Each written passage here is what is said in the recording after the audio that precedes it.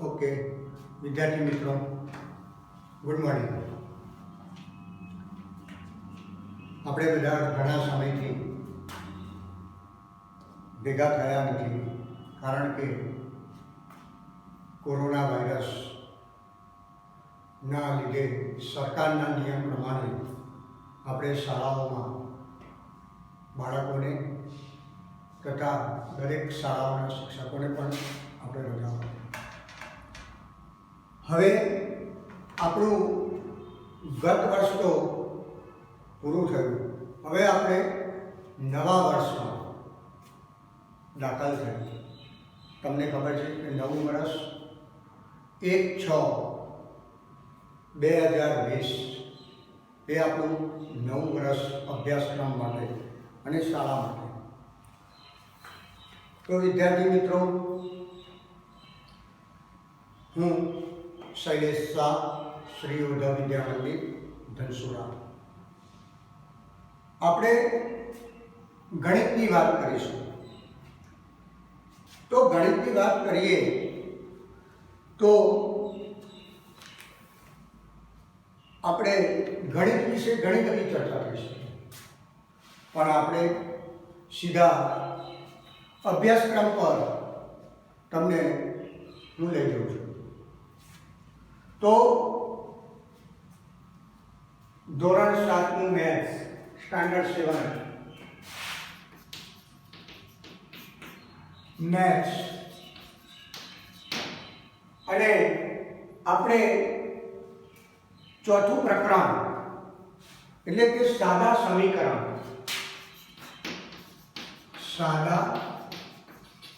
સમીકરણ વિશે તમને થોડી માહિતી આપીશ, તેમનો ખ્યાલ આપીશ અને તેના લગતા આપણે એક્ઝામ્પલ પણ અને ઉદાહરણ સાથે દાખલા પણ શીખીશું. તો પહેલો ટોપિક છે સમીકરણ.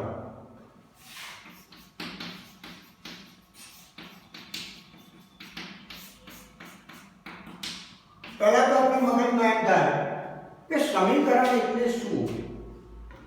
તો તેની વ્યાખ્યા આપણે એ થાય છે, સમતા દર્શાવતા ગાણિતિક વિધાનના સાંકેતિક સ્વરૂપને સમીકરણ કહે છે.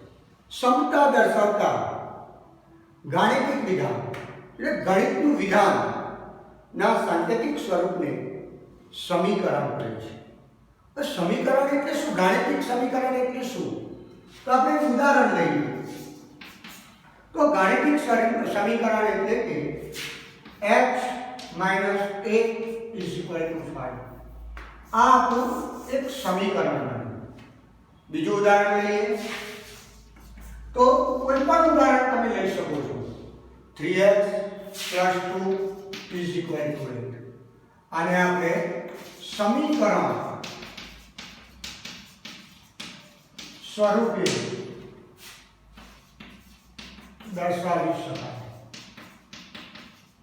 હવે તમારા મગજમાં મિત્રો એ પણ થઈ શકે કે સર તમે x કેમ લીધું, y કેમ ન લીધું, z કેમ ન લીધું? તો કોઈ પણ તમે આપણી પાસે કેટલા પૈસા છે, કેટલી બોલપેન છે, કેટલા પુસ્તકો છે, તે સામેવાળી વ્યક્તિને ખ્યાલ હોતો નથી. ત્યારે એ સંખ્યાને અજ્ઞાત સંખ્યા કહીએ છીએ. તે સંખ્યાને આપણે અજ્ઞાત સંખ્યા કહીએ છીએ. આ અજ્ઞાત સંખ્યા ધારવા માટે આપણે એબીસીડીનો અક્ષરો x પણ ધારી શકાય, y પણ ધારી શકાય, m પણ ધારી શકાય, z પણ ધારી શકાય. તેમાંથી તમે કોઈ પણ વસ્તુ ધારી શકો છો. દાખલા તરીકે એક ઉદાહરણ સમજાવું તમને. મહેશભાઈ પાસે અમુક રૂપિયા છે. મહેશભાઈ પાસે અમુક રૂપિયા છે, તો તેને 4 વડે ગુણતા. હવે આપણને ખ્યાલ હોવો જોઈએ કે ભાઈ મહેશભાઈ પાસે કેટલા રૂપિયા, તો આપણને ખ્યાલ નથી કે મહેશભાઈ પાસે કેટલા રૂપિયા છે. તો આપણે અજ્ઞાત સંખ્યા કોઈ પણ x પણ ધારી શકીશું, y પણ ધારી શકીશું, z પણ ધારી શકીશું. તો આપણે ધારો કે મહેશભાઈ પાસે x રૂપિયા છે. કોઈ પણ વસ્તુ આપણે મહેશભાઈ પાસે બોલપેનની પણ આપણે વાત કરીશું, રૂપિયાની પણ વાત કરી શકાય, તેમની પાસે ચોપડા કેટલા, પુસ્તકો કેટલા છે, બુક કેટલી છે, નોટબુક કેટલી છે, એ આપણને જ્યારે ખ્યાલ નથી હોતો ત્યારે આપણે અજ્ઞાત સંખ્યા x ધારવામાં આવે છે. x ની જગ્યા ઉપર તમે m પણ ધારી શકો છો, n પણ ધારી શકો છો, z પણ ધારી શકો છો, t પણ ધારી શકો છો. તો અહીંયા આપણે ઉદાહરણ એક આપણે લીધું કે મહેશભાઈ પાસે અમુક રૂપિયા છે. તો આપણે ધારો કે મહેશભાઈ પાસે x રૂપિયા છે. હવે શું કહે છે? તેને 4 વડે ગુણતા, તો તે સંખ્યાને 4 વડે ગુણતા. જ્યારે આ વાત કરવામાં આવે છે તો તે સંખ્યાને આપણે 4 વડે ગુણવાની વાત કરીએ છીએ ત્યારે તેનું સમીકરણ બને છે કે 4 ગુણ્યા x is equal to 4x પણ લખી શકાય, અથવા 4 મલ્ટીપ્લાય x પણ લખી શકાય. આ આપણું એક નાનું સમીકરણ સ્વરૂપ જેવું બન્યું. તો આપણે એક ઉદાહરણ લીધું તે રીતે બીજું પણ આપણે ઉદાહરણ લઈ શકીએ છીએ કે ધારો કે, તો એક ઉદાહરણ એવું લઈએ કે કોઈ એક સંખ્યામાં 5 ઉમેરતા, કોઈ એક સંખ્યામાં 5 ઉમેરતા. હવે આને આપણે ગાણિતિક સંકેતમાં લખવું છે. આ ઉદાહરણ આપ્યું છે તેને આપણે ગાણિતિક સ્વરૂપમાં લખવું છે. તો આપણે લખીશું ધારો કે કોઈ એક સંખ્યા x લો. x ની જગ્યાએ તમે y પણ લઈ શકો છો, y ની જગ્યાએ તમે z પણ લઈ શકો છો. હવે શું કહેવા માંગે છે? તો મિત્રો કોઈ એક સંખ્યામાં 5 ઉમેરતા. હવે કોઈ એક સંખ્યા મને પણ ખ્યાલ નથી અને તમને પણ ખ્યાલ નથી. તો આપણે કોઈ એક સંખ્યા આપણે x લીધી માટે તેમાં 5 ઉમેરતા. તો તેમાં એટલે કે તે સંખ્યામાં 5 ઉમેરતા માટે આપણી જોડે બનશે x + 5. આ થયું આપણું ગાણિતિક સ્વરૂપ. શું થયું? ગાણિતિક સ્વરૂપ. કેવી રીતે આપણે બીજું પણ ઉદાહરણ સમજીએ તેની સાથે અલગ અલગ ઉદાહરણો આવશે. કોઈ સરવાળાનું આવશે, કોઈ બાદબાકીનું આવશે, બે ગણાનું આવશે, ભાગાકારનું પણ આવશે, તેના અંદર ઉમેરવાનું પણ આવશે. તો આપણે બીજું એક ઉદાહરણ લઈએ છીએ. તો મિત્રો આપની નોટબુકની અંદર બીજું એક ઉદાહરણ તમે લખી શકો છો.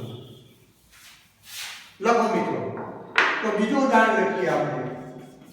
તો કોઈ એક સંખ્યામાં 3 બાદ કરતા. કોઈ એક સંખ્યામાં 3 બાદ કરતા. પહેલા આપણે એક ઉદાહરણ જોયું કે કોઈ એક સંખ્યામાં 5 ઉમેરતાની વાત થઈ હતી. હવે કોઈ એક સંખ્યામાં 3 બાદ કરતા. તો તમે કોઈ પણ સંખ્યા લઈ શકો. કોઈ વિદ્યાર્થીને એમ થાય કે સર હું m લઉં, સર હું t લઉં, સર હું z લઉં. તો તમે કોઈ પણ સંખ્યા, અજ્ઞાત સંખ્યા તમે લઈ શકો છો. ધારો કે કોઈ એક સંખ્યા y અથવા y લેતા કોઈ પણ લઈ શકાય. હવે શું કહેવા માંગે છે? માટે એક સંખ્યામાં 3 બાદ કરતા. હવે કઈ સંખ્યા છે તે આપણને ખબર નથી, માટે આપણે લખીશું તે સંખ્યામાં 3 બાદ કરતા. માટે આપણે શું ધારેલું? y અજ્ઞાત સંખ્યા, માટે y - 3 એ આપણું ગાણિતિક સ્વરૂપ થશે. મિત્રો, આ એક્ઝામ્પલ તમે ધ્યાન આપજો. હવે તેની સાથે સાથે આપણે ત્રીજું પણ એક ઉદાહરણ લઈએ. ત્રીજું ઉદાહરણ એમ કહેવા માંગે છે કે કોઈ એક સંખ્યાને 12 વડે ભાગતા, કોઈ એક સંખ્યાને 12 વડે ભાગતા. વિદ્યાર્થી મિત્રો, પહેલા આપણે ઉદાહરણ જોયું ઉમેરતા, બીજું ઉદાહરણ આપણે જોયું બાદ કરતા, અને ત્રીજું ઉદાહરણ આપણે જોઈએ છીએ 12 વડે ભાગતા. જ્યારે અહીંયા કોઈ એક સંખ્યા આપણે જ્યારે કહેવામાં આવે છે ત્યારે અજ્ઞાત સંખ્યા આપણે ટી પણ લઈ શકાય, એમ પણ લઈ શકાય અને એમ પણ લઈ શકાય. ધારો કે કોઈ એક સંખ્યા એમ લઈએ અથવા એમ લેતા. જો આપણે કોઈ એક સંખ્યા અજ્ઞાત સંખ્યા એમ લઈએ છીએ, હવે શું કહેવા માંગે છે વિદ્યાર્થી મિત્રો? તો તમે અહીં ખાસ ધ્યાન રાખજો કે કોઈ એક સંખ્યાને 12 વડે ભાગતા. અહીંયા એક ટોપિક આપ્યો છે કે 12 વડે ભાગતા. તો જ્યારે આપણે 12 વડે ભાગવાની વાત કરીએ છીએ ત્યારે ગુણાકાર પણ ના આવે, સરવાળો પણ ના આવે, બાદબાકી પણ ના આવે, પણ તેને આપણે શું કરવું પડશે? ભાગવા પડશે. માટે કોઈ એક સંખ્યા એમ લીધી, માટે m ને 2 વડે m ભાગ્યા 2 વડે ભાગતા તેમ પણ લખી શકાય, અથવા m છેદમાં 2 પણ આપણે લખી શકાય. આને આપણે ગાણિતિક સ્વરૂપ, અને આપણે કયા સ્વરૂપમાં લખ્યું? ગાણિતિક સ્વરૂપમાં આપણે દર્શાવીએ છીએ. બીજું એક ચોથું ઉદાહરણ લઈએ આપણે. આ ઉદાહરણ જરૂરી છે. એક સરવાળાનું ઉદાહરણ બતાવ્યું આપણે, બાદબાકીનું બતાવ્યું અને ભાગાકારનું એક ઉદાહરણ. હવે આપણે એક ઉદાહરણ એવું લઈએ કે કોઈ એક સંખ્યામાં 4 ઉમેરતા 10 મળે. તો આપણે લખીએ કોઈ એક સંખ્યામાં 4 ઉમેરતા 10 મળે.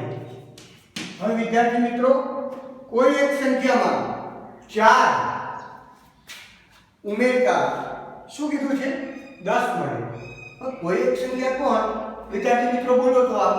તો તરત જ તમે વિદ્યાર્થી મિત્રો બોલશો કે આપણે કોઈ પણ અજ્ઞાત સંખ્યા ABCD નો કોઈ પણ શબ્દ તમે લઈ શકો છો.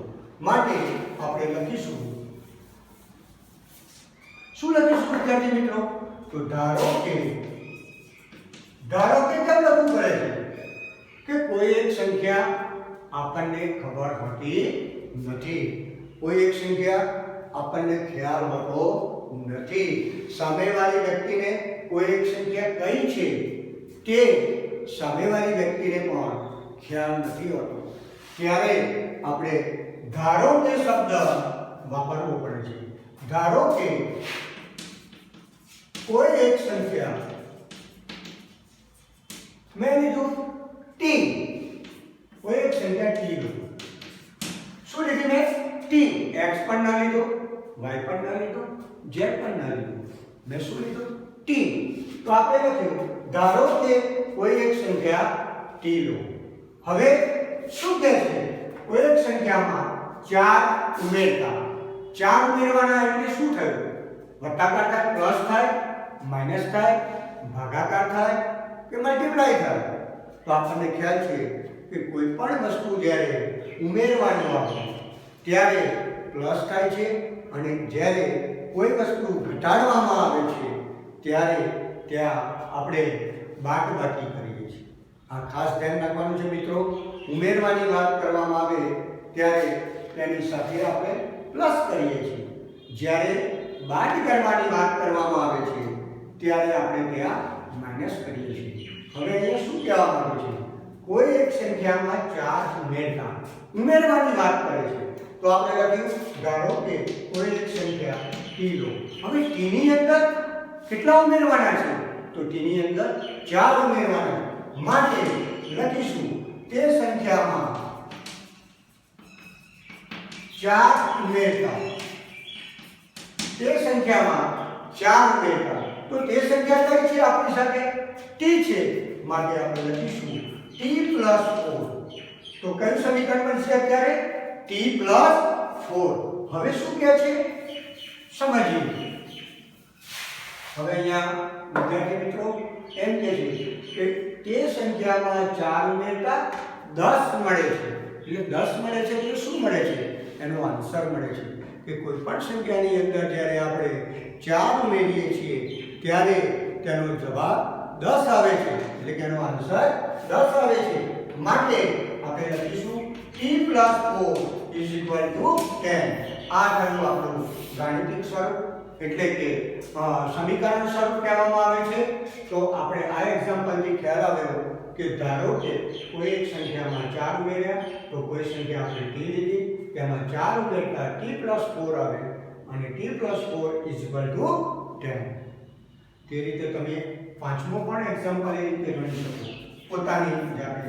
હવે વિદ્યાર્થી મિત્રો, આ ઉદાહરણો તો તમને આપ્યા નહીં.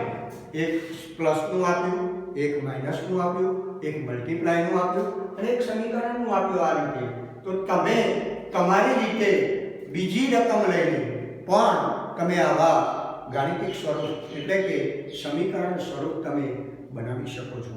હવે આપણે ઉદાહરણ લઈએ બીજું એક. કોઈ એક સંખ્યામાંથી 1 બાદ કરતા. જેમ આપણે કોઈ એક સંખ્યા 4 લીધી તે રીતે આપણે લખીશું કોઈ એક સંખ્યામાં 1 બાદ કરતા 15 મળે છે. વિદ્યાર્થી મિત્રો, પહેલાથી કંઈક અલગ સમીકરણ બનશે. જે અગાઉ આપણે ચોથું સમીકરણ જોયું, ઉદાહરણ જોયું, તેની અંદર આપણે ઉમેરવાની વાત કરી હતી. તો અહીંયા આપણે શું કરવાનું છે? તો બાદ કરવાની વાત કરી છે. તો બાદ કરવાની વાત કરી છે તો કોઈ એક સંખ્યામાં 1 બાદ કરતા 15 મળે. હવે વિદ્યાર્થી મિત્રો, તમને ખ્યાલ આવી ગયો હશે કે ઉમેરવાનું આવે છે ત્યારે આપણે શું કરીએ છીએ? પ્લસ કરીએ છીએ. અને જ્યારે બાદ કરવાની વાત આવે છે ત્યારે આપણે શું કરીએ છીએ? માઇનસ કરીએ છીએ. એટલે આપણું સમીકરણ એવી રીતે બનશે. તો વિદ્યાર્થી મિત્રો, ખાસ ગ્રીન બોર્ડ પર તમે ધ્યાન આપશો. ધારો કે કોઈ એક સંખ્યા y લો. x પણ લઈ શકાય. આપણે વાત થઈ કે અજ્ઞાત સંખ્યા તમે કોઈ પણ ધારી શકો છો, y, x, z. હવે શું કરશો? y લો. ત્યાંમાં શું કીધું છે? 1 બાદ કરતા. આપણે પહેલા શું સમજાતા? 4 ઉમેરતા. તો પ્લસ કરો. હવે શું કહેવા માંગે છે? તો તે સંખ્યામાં 1 બાદ કરતા. તો આપણે લખીશું તે સંખ્યામાં 1 બાદ કરતા. તો બાદ કરવાની વાત આવી તો આપણે કઈ સંખ્યા ધારી હતી? આપણે y ધાર્યો. તો y ધાર્યો માટે y - 1. ત્યારે ઉપરના સમીકરણની અંદર આપણે બધાએ જોયું કે t + 4 કે ઉમેરવાના હતા, જ્યારે અહીંયા આપણે બાદ કરવાના છે એટલા માટે આપણે y - 1. હવે શું કહેવા માંગે છે? કાંઈ જ કરવાનું નથી. મગજ પણ આપણે બહુ દોડાવવાની જરૂર નથી. કેમ કે આની અંદર ઉલ્લેખ આપી જ દીધેલો છે. તમને આ સમીકરણ બનાવવા માટે તમને અહીંયા ઉલ્લેખ આપી દીધો છે. ખાલી આપણે અજ્ઞાત સંખ્યા ધારવાની છે. તો અહીંયા જુઓ, કોઈ એક સંખ્યામાં 1 બાદ કરતા તો y - 1 શું મળે છે? તો 15 મળે છે. માટે સમીકરણ બન્યું y y minus 1 is equal to 15. તો આપણું આ સમીકરણ બને છે y minus 1 is equal to 15. પહેલા પ્લસમાં બનતું હતું, હવે શેમાં બન્યું? માઇનસમાં. વિદ્યાર્થી મિત્રો, આ તમે ઘરે જઈને પણ યુટ્યુબની અંદર આ વિડીયો જોશો, ગમે ત્યારે જોશો તો તમને આ વિડીયો જોવા મળશે અને આની પરથી તમે સમીકરણના એક્ઝામ્પલ અને સમીકરણ પણ બનાવી શકશો. હવે બીજું એક ઉદાહરણ કંઈક અલગ લઈએ તો કોઈ એક સંખ્યામાં આપણે વાત કરીએ ઉદાહરણ નંબર 6. કોઈ એક સંખ્યામાં આપણે અહીંયા ઉમેરવાની વાત કરી હતી અને અહીંયા બાદ કરવાની વાત કરી, ત્યારે કોઈ એક સંખ્યાને 7 વડે ગુણતા 18 મળે છે. હવે અહીંયા એક ઉદાહરણ કંઈક અલગ આવે છે કે અહીંયા ગુણવાની વાત કરી છે. પહેલા જ્યારે આપણે ભણ્યા ઉમેરવાની વાત થઈ, પછી ભણ્યા બાદ કરવાની વાત થઈ, હવે ગુણવાની વાત થઈ. તમને ખબર છે કે આપણે ગણિતની અંદર પ્લસ, માઇનસ, ડિવાઇડેશન અને મલ્ટીપ્લાય આ 4 ક્રિયાનો આપણે ઉપયોગ કરવાનો હોય છે અને આ 4 ક્રિયા આપણને આવડી એટલે આપણે મેથ્સ પણ આપણું પાવરફુલ થતું જશે. તો આપણે અહીંયા સમજીએ કે કોઈ એક સંખ્યામાં 7 વડે ગુણતા. મિત્રો અહીં ખાસ ધ્યાન આપજો તમે. તો કોઈ એક સંખ્યા કોણ લેશો? તમારા મગજમાં બેસી ગઈ તો કોઈ એક સંખ્યા તમે કોઈ પણ લઈ શકો છો. તો આપણે લખીશું ધારો કે કોઈ એક સંખ્યા આપણે m લઈએ. શું લઈએ છીએ? m લો. હવે શું કરીશું? શું કહેવા માંગે છે? 7 વડે ગુણતા. અહીંયા આપણે શીખ્યા શું હતું? 4 ઉમેરતા. અહીંયા શું હતું? 1 બાદ કરતા. અને અહીંયા કંઈક જુદું મળે છે કે 7 વડે ગુણતા. હવે 7 વડે ગુણાકાર કરવાનો આવે છે. કઈ સંખ્યામાં? આપણે કઈ ધારી છે? આપણે ધારી છે m. શું ધારી છે? m. m ની અંદર આપણે 7 વડે ગુણવાના છે. તો 7 વડે ગુણવા માટે આપણે શું કરીશું? તો લખીશું 7 મલ્ટીપ્લાય m. શું લખીશું? 7 મલ્ટીપ્લાય m. પણ એ પહેલા આપણે ઉલ્લેખ કરીશું કે સંખ્યામાં 7 વડે ગુણતા માટે 7 multiply m is equal to 7m. શું બનશે? 7 ગુણ્યા m is equal to 7m. ધારો કે કોઈ એક સંખ્યા આપણે m લીધી, તે સંખ્યામાં 7 વડે ગુણતા, 7 વડે આપણે ગુણ્યા. હવે શું કહેવા માંગે છે? 18 મળે છે. એનો આન્સર શું મળે છે? આપણને 18 મળે છે.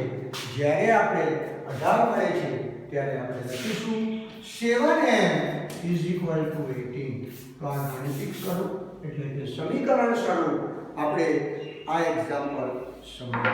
હજુ પણ કંઈક એક ક્રિયા બાકી રહી. પ્લસની શીખ્યા, માઇનસની શીખ્યા, ગુણવાની શીખ્યા અને હવે છેલ્લે આપણે સમીકરણ બનાવીશું ભાગાકાર. હવે ભાગાકાર વિશેનું એક ઉદાહરણ લઈએ. કોઈ એક સંખ્યા એટલે કોઈ પણ લઈ શકાય. એવું નથી કે કોઈ એક સંખ્યા. મહેશભાઈ પાસે અમુક રૂપિયા, શૈલેષભાઈ પાસે અમુક બોલ પેન, રમેશભાઈ પાસે અમુક બુક્સ, કોઈ પણ તમે લઈ શકો. કોઈ એક સંખ્યાની જગ્યા પર તમે બુક્સ પણ લઈ શકો છો, બોલ પેન પણ લઈ શકો છો, રૂપિયા પણ લઈ શકો છો, પૈસા પણ તમે લઈ શકો છો. તો અહીંયા આપણે બીજું એક ઉદાહરણ શીખીએ છીએ 7 નંબરનું. તો એની રકમ દોસ્તો આપણે લખીશું કોઈ એક સંખ્યાને 4 વડે ભાગતા. કોઈ એક સંખ્યાને 4 વડે ભાગતા શું મળે છે? તો 20 મળે છે. હવે અહીંયા એક ઉદાહરણ તમને આપ્યું છે કે કોઈ એક સંખ્યાને 4 વડે ભાગતા 20 મળે છે. વિદ્યાર્થી મિત્રો, તો આપને સૌને ખબર છે કે કોઈ એક સંખ્યા કોણ? તો તમે વિદ્યાર્થી મિત્રો તરત જ કહેશો કે કોઈ એક સંખ્યા x લઈશું. ધારો કે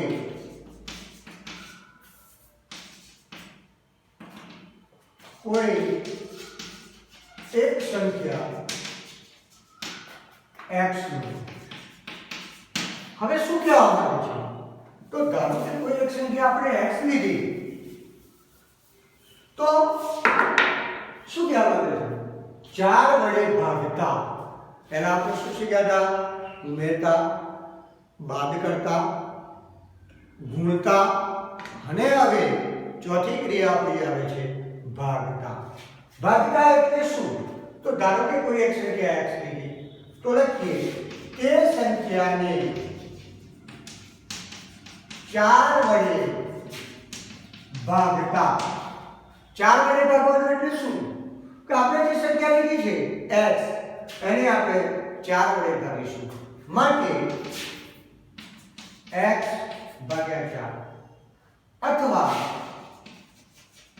x ભાગ્યા 4 પણ લખી શકાય. પણ આપણે આ પદ્ધતિનો ઉપયોગ કરીશું, x ભાગ્યા 4. હવે આપણે શું કહેવા માંગે?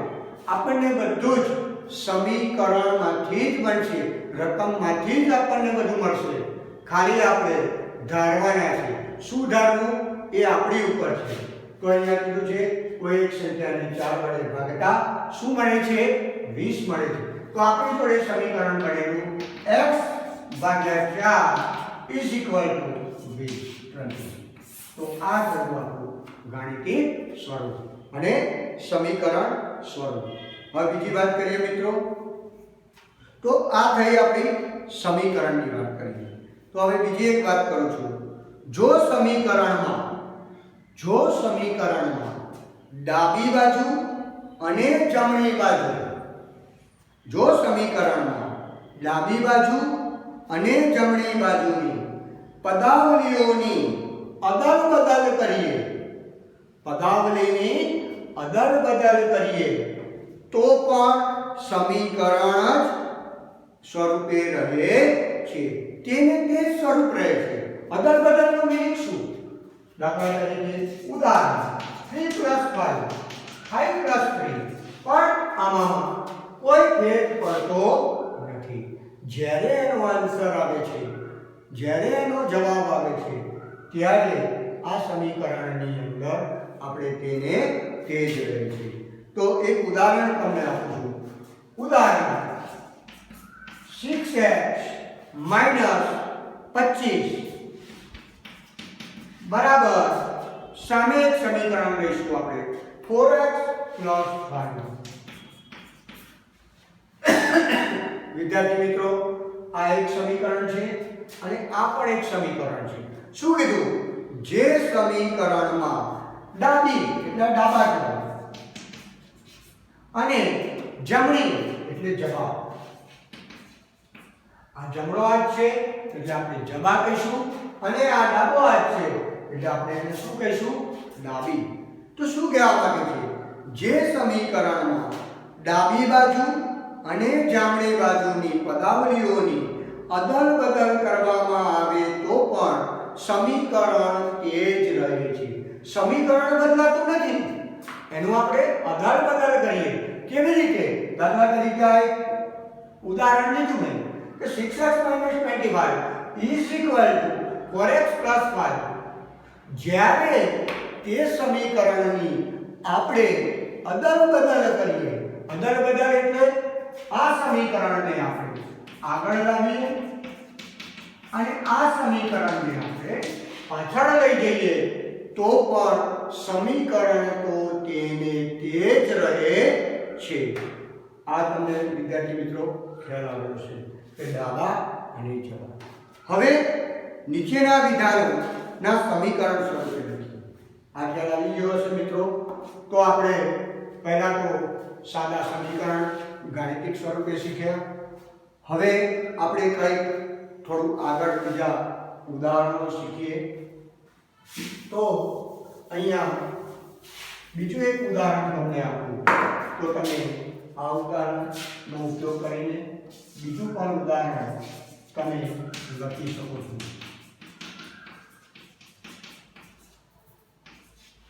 તો આને પણ તમે અદલ-બદલ કરો તો પણ સમીકરણમાં કોઈ ફેર પડતો નથી. તો આને અદલ-બદલ કરીએ. 3x + 8 = 7x - 7.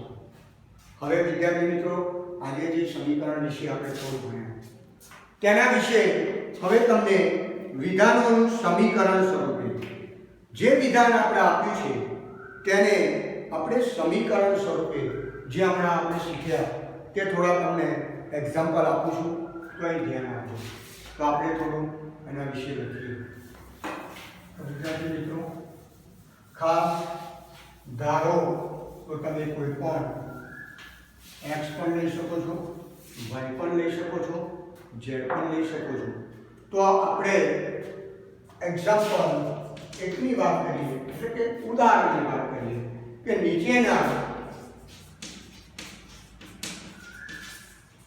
નીચેના વિધાનોને સમીકરણ સ્વરૂપે દર્શાવો અથવા લખો. સમીકરણ સ્વરૂપે દર્શાવો અથવા લખો.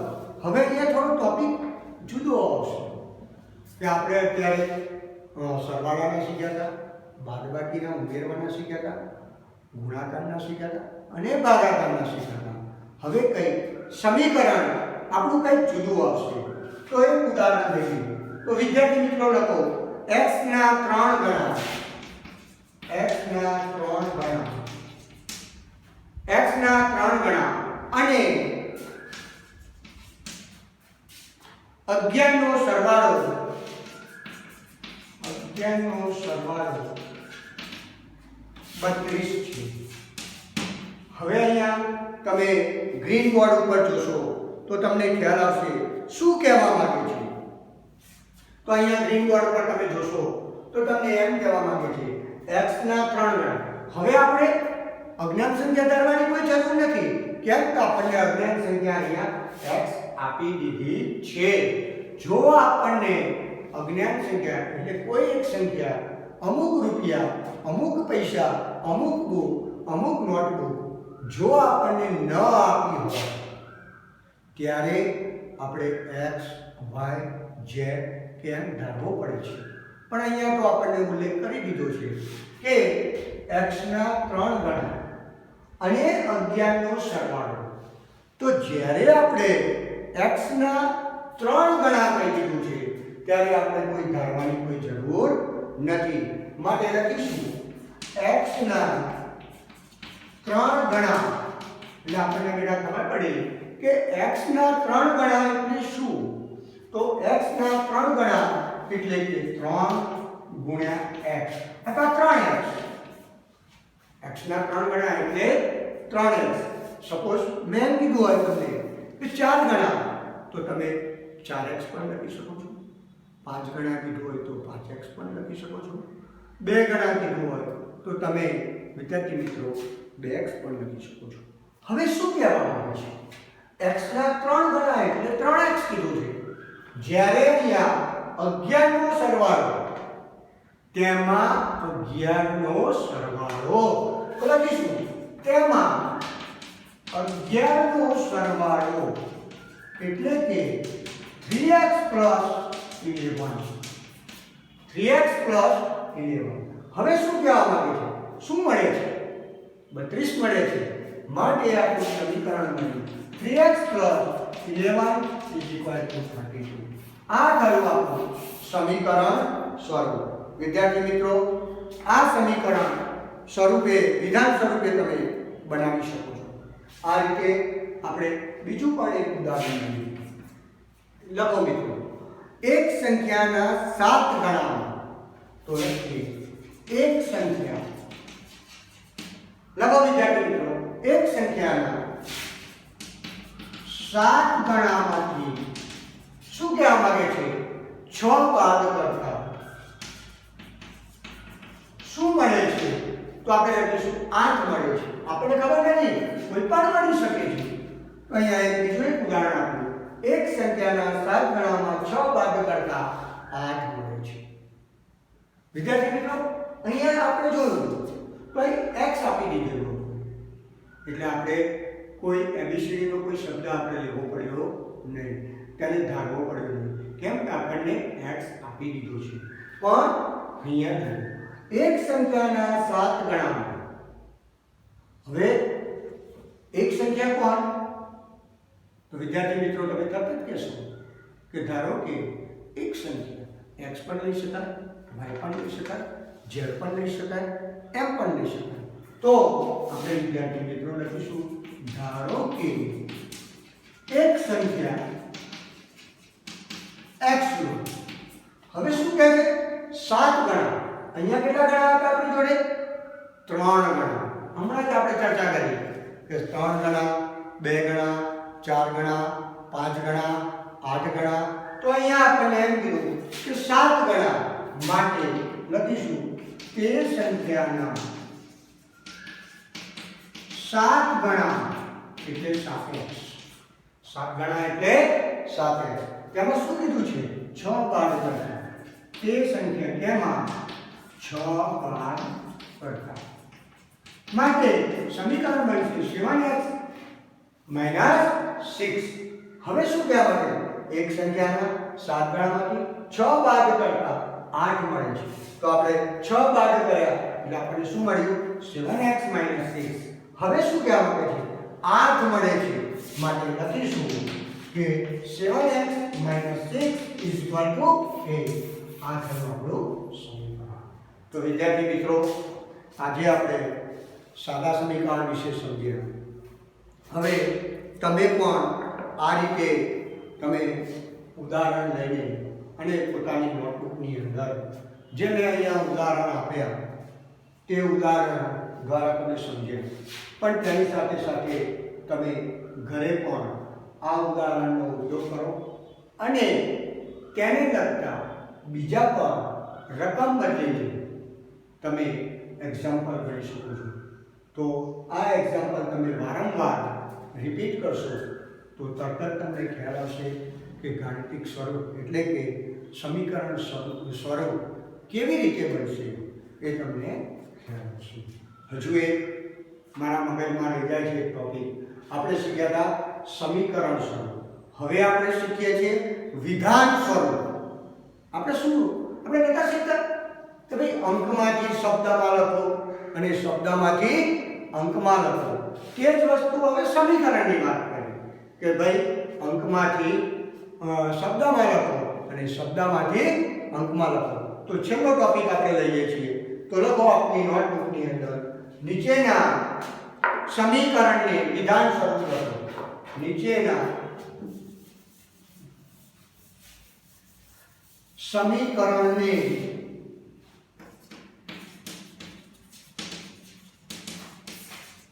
વિધાન સ્વરૂપે. હવે અહીંયા વિધાન સ્વરૂપ એટલે શું? તો તમને સમીકરણ તો આપી દીધું છે. હવે તે સમીકરણને આપણે શબ્દમાં રજૂઆત કરવાની છે. કેવી રીતે? દાખલા તરીકે મેં 12 લખ્યા તો આપણે કહીએ છીએ કે 12 કેવી રીતે લખાય શબ્દમાં? તો આપણે તરત જ લખીએ છીએ 12. 315 તો આપણે લખીએ છીએ 315. તે જ રીતે આપણને સમીકરણ આપી દીધું છે અને હવે તેને આપણે વિધાન સ્વરૂપે દર્શાવવાનું છે. તો પહેલો ટોપિક લઈએ છીએ, પહેલું ઉદાહરણ લઈએ છીએ y - 4 = 8. હવે આપણે આને લખવું હોય તો શું લખશું? તો તમે લખશો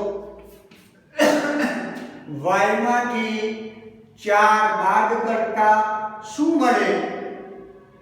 તો તમે વિદ્યાર્થી મિત્રો કહેશો કે 8 મળે. તો અહીંયા લખીશું y માંથી 4 બાદ કરતા 8 મળે છે. વિદ્યાર્થી મિત્રો મિત્રો આપણે ખ્યાલ આવી ગયો કે અત્યાર સુધી આપણે સમીકરણ જ બનાવતા હતા. હવે સમીકરણમાંથી આપણે શું બનાવીએ છીએ? વિધાન સ્વરૂપ. શું બનાવીએ છીએ? વિધાન સ્વરૂપ. કેવી રીતે બનાવ્યું? તો y - 4 = 8 આપણને સમીકરણ આપી દીધું છે. હવે શું કરશું? તો આપણને ખ્યાલ આવી ગયો કે y માંથી 4 બાદ કરતા, એટલે y જે આપણને આપ્યા છે તેમાં આપણે શું બાદ કરીએ છીએ? 4, અને આપણને શું મળે છે? 8. તેથી આને આપણે કહીશું વિધાન સ્વરૂપ. હવે બીજું એક ઉદાહરણ લઈએ. વિદ્યાર્થી મિત્રો, બહુ ઈઝી છે, કાંઈ છે નહીં આમાં. આપણે ખાસ ધ્યાન આપીશું અને સતત પ્રેક્ટિસ કરીશું. બીજું એક ઉદાહરણ લખીએ. ઝેડના 7 ગણા, એટલે આપણે જ્યારે એને અંકમાં લખવામાં આવે છે ત્યારે આપણે ઉદાહરણ લખીએ છીએ 7z = 10. આપણે કયા સ્વરૂપમાં છે? વિધાન સ્વરૂપમાં ફેરવવાનું છે. આ સમીકરણ સ્વરૂપ છે. તો આપણે લખીશું, શું લખશો બેટા? તો તમે બધા લખશો ઝેડના 7 ગણા. ઝેડના 7 ગણા. શું લખ્યું? ઝેડના 7 ગણા. શું મળે છે? 10 મળે છે. ઝેડના 7 ગણામાંથી શું મળે છે? 10 મળે છે. એટલે 10 મળે છે એટલે શું મળે છે? આપણને જવાબ મળે છે. શું મેળવ્યું? આપ સૌ કહેશો સર વિધાન સ્વરૂપમાં ફેરવ્યું. આ શું બન્યું? વિધાન સ્વરૂપ. આ શું બન્યું?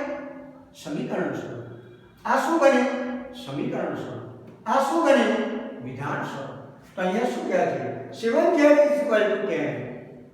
તો આપણે એનો આન્સર મળશે ઝેડના 7 ગણા. આપણે હમણાં જ શીખ્યા 2 ગણા, 3 ગણા, 4 ગણા, 5 ગણા, 6 ગણા, x ના 2 ગણા, x ના 3 ગણા, x ના 4 ગણા, x ના 5 ગણા, x ના 6 ગણા. તો અહીંયા શું કહે છે? તો 7z = 10.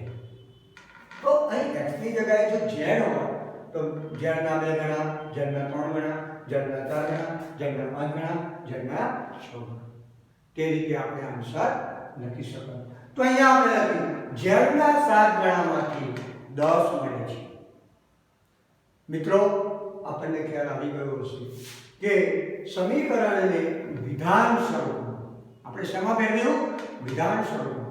હવે છેલ્લું એક ઉદાહરણ લઈને આપણે મિત્રો છૂટા પડીએ. તો ત્રીજું ઉદાહરણ એવું કહેવા માંગે છે તો y / 5 - 3 = 6. શું કહેવા માંગે છે? તો y નો કયો ભાગ કહેવામાં આવ્યો? પંચમાંશ, પાંચમો ભાગ. શું કહેવામાં આવ્યો? પંચમાંશ અથવા પાંચમો ભાગ. 2 ભાગ, 3 ભાગ, 4 ભાગ. આપણે બધા બેઠા હોઈએ મિત્રો, અને ઘણા 4 મિત્રો તો આપણે 4 ભાગ, 5 જણા બેઠા 5 ભાગ. આપણે કેટલા ભાગ પાડવાના છે? 5 ભાગ પાડવાના છે. તો અહીંયા એમ કહે છે કે y / 5 - 3 = 6. તો આપણે લખીએ છીએ y નો 1/5 ભાગ. શું લખ્યું? y નો 1/5 ભાગ માંથી 3 બાદ કરતા શું મળે છે? 6 મળે છે. વિદ્યાર્થી મિત્રો, આપ સૌને ખ્યાલ આવી ગયો હશે કે y નો 1/5 ભાગ અથવા y નો 5મો ભાગ તેમ પણ લખી શકાય. y નો 5મો ભાગ પણ આપણે લખી શકીએ. તો y નો 1/5 ભાગ માંથી 3 બાદ કરતા, તો 3 બાદ કરે શું મળ્યું? 6 મળે છે. તે રીતે તમે બીજું પણ જાતે સમીકરણ બનાવી શકો છો. y / 4 + 3 = 6. તમે આ રીતે સમીકરણો બનાવી શકો. તો મેં તમને પહેલું, બીજું અને 3 ઉદાહરણ આપ્યા. શેના આપ્યા મેં? વિધાન સ્વરૂપના. પહેલા આપણે શું ભણ્યા? સમીકરણ સ્વરૂપ. આપણી જોડે વિધાન હતું અને તેનું આપણે શું ભણ્યા? સમીકરણ સ્વરૂપ. હવે અહીંયા વિધાનમાંથી આપણે સમીકરણમાંથી વિધાન સ્વરૂપે આપણે ફેરવીએ.